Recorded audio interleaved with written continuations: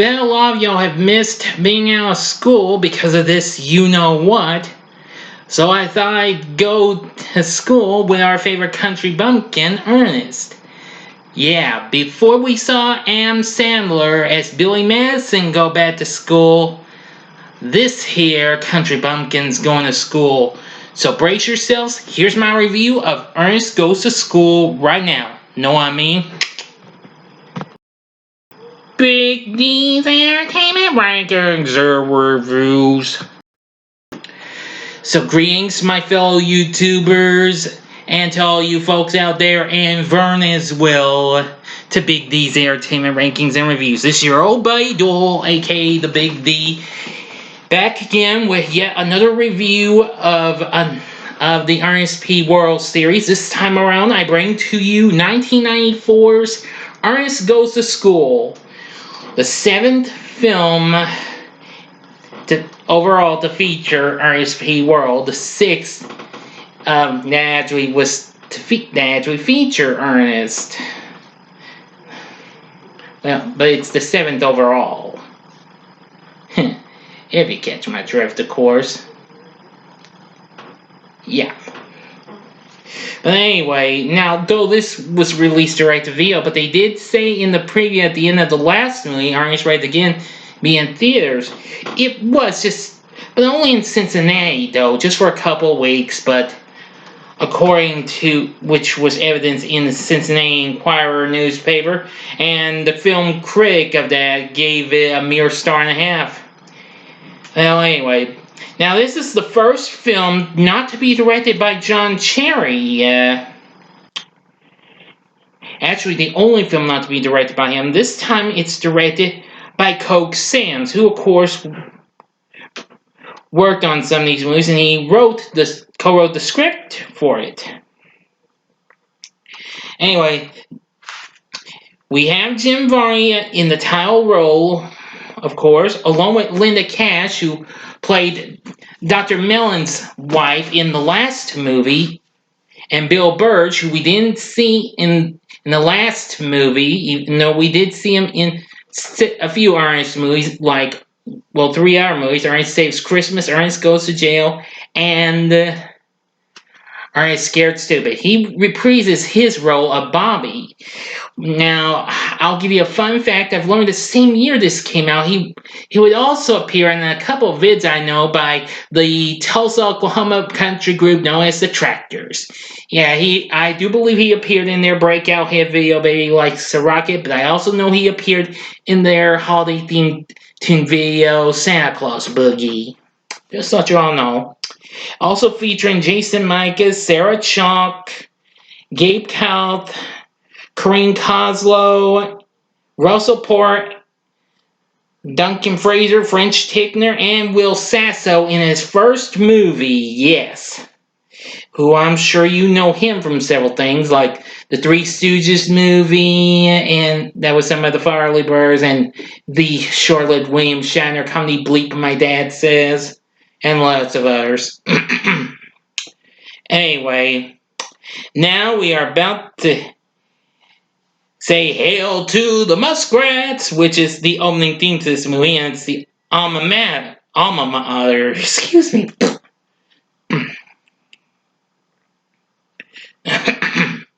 So here we go with the story. Now, Ernest is a janitor at Chickasaw Falls High School, which is facing closure due to the school board's decision to merge other schools in the area.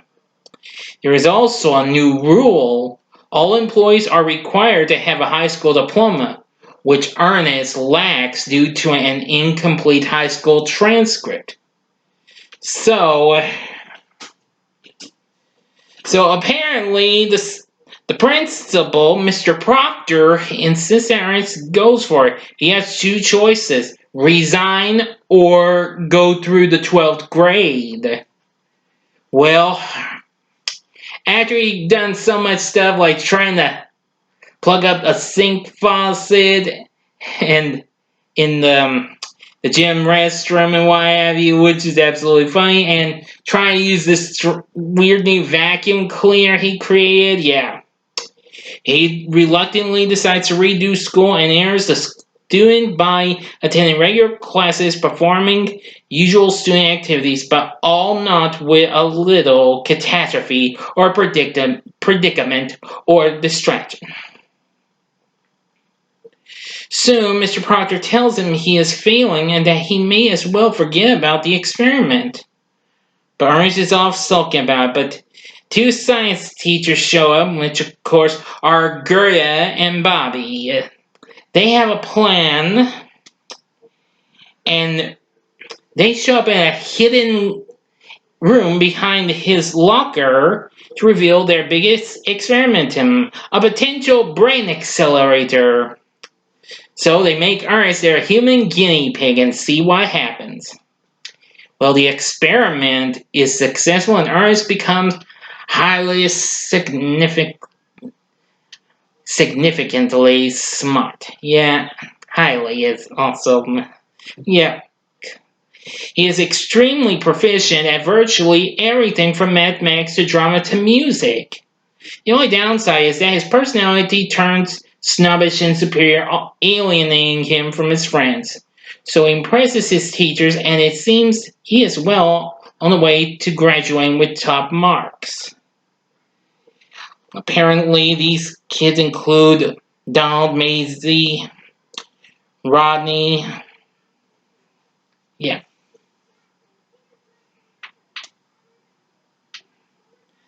So, yes. Forgive me, everyone.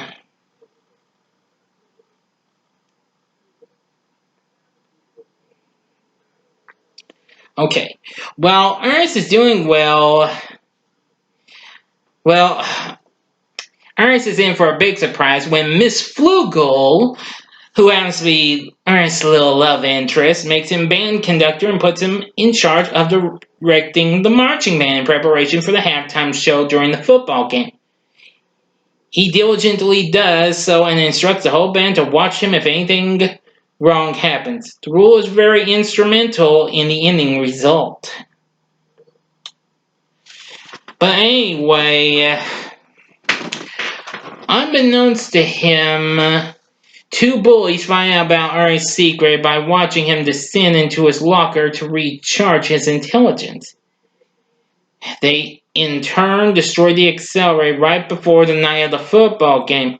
The whole procession is ultimately ruined when Ernest realizes he cannot recharge and has to direct the band with his usual mind and intelligence.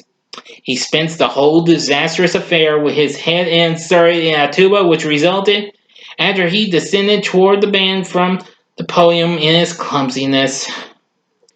He in turn disappoints everyone, including the audience, who had to run from the resulting fire.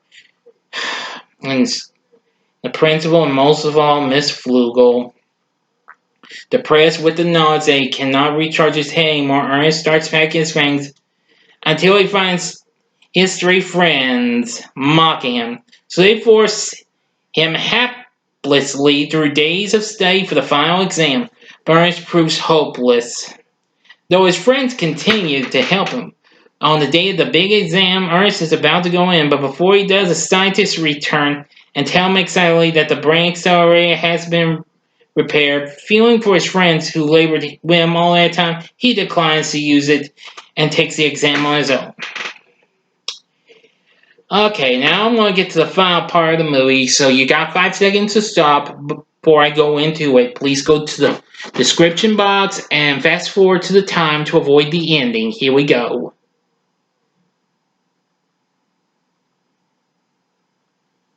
Okay, you've been warned. Anyway, in the final part of the movie, the football game finals take place. But however, it's for the district championship. During the game, the board inspector, who personally wants the merger to happen, bribes the football coach into purposely losing the game against the rival team.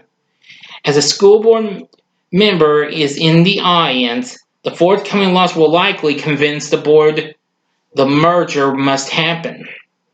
The coach accepts, resulting in the football team losing every play. Meanwhile, Ernest is still in charge of the marching band. Using his own ideas, he comes up with small routines during the halftime show. On the other hand, other members of the band are informed of the fix on the game and sneak off. With the help of the two science teachers, they infiltrate the locker room with sleeping gas, effectively replacing the football team to win the game themselves. During the game between the rival team and the replacements, well, apparently they weren't doing so well, but the scientists revealed to Ernest their new improved brain accelerator, and Ernest immediately charges them and becomes the coach for the team.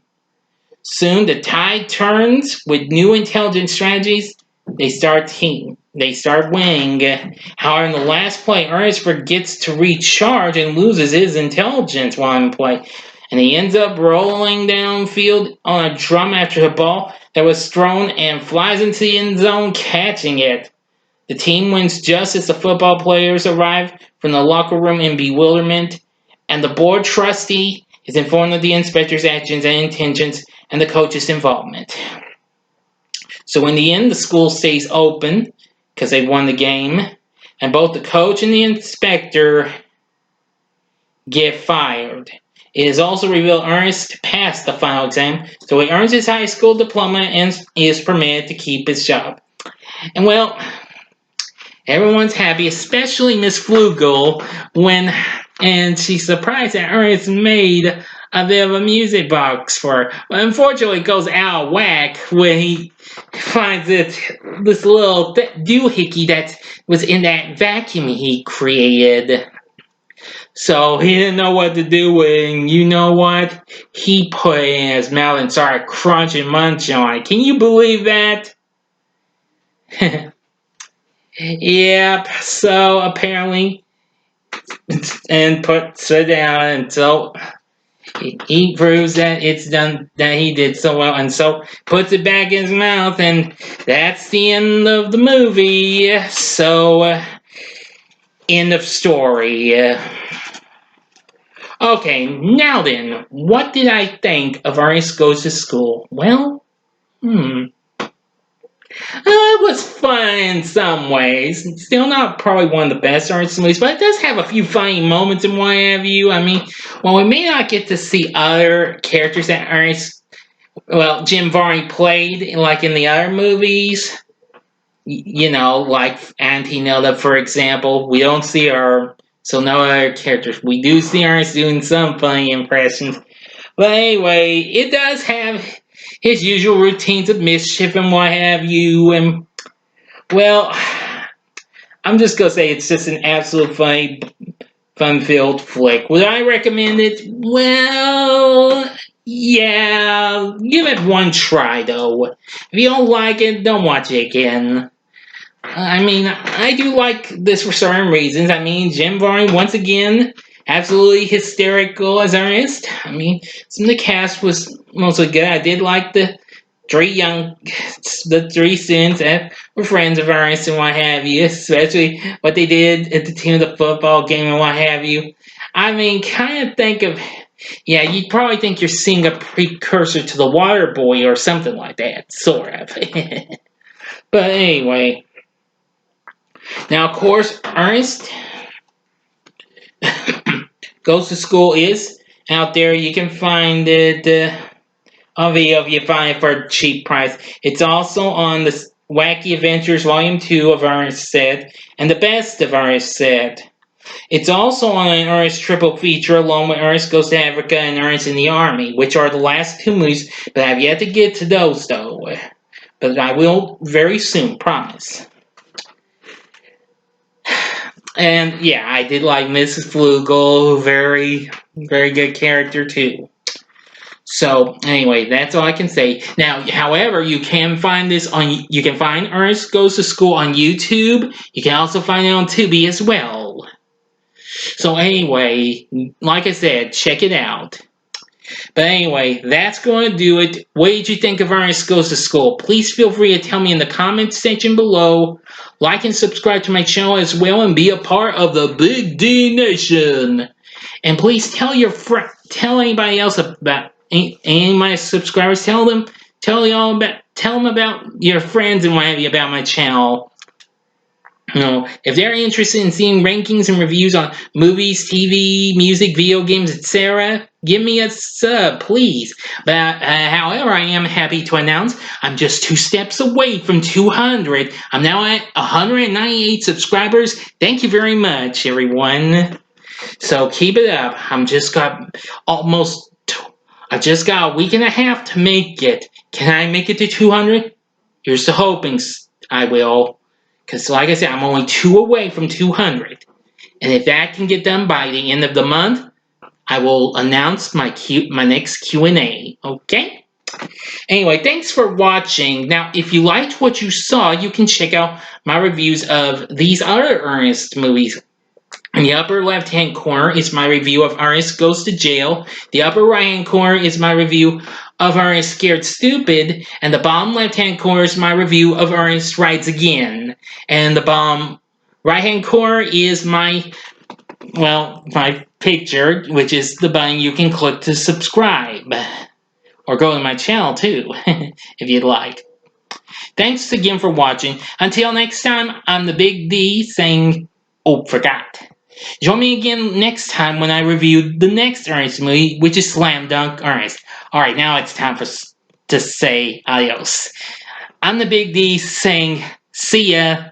Know what I mean?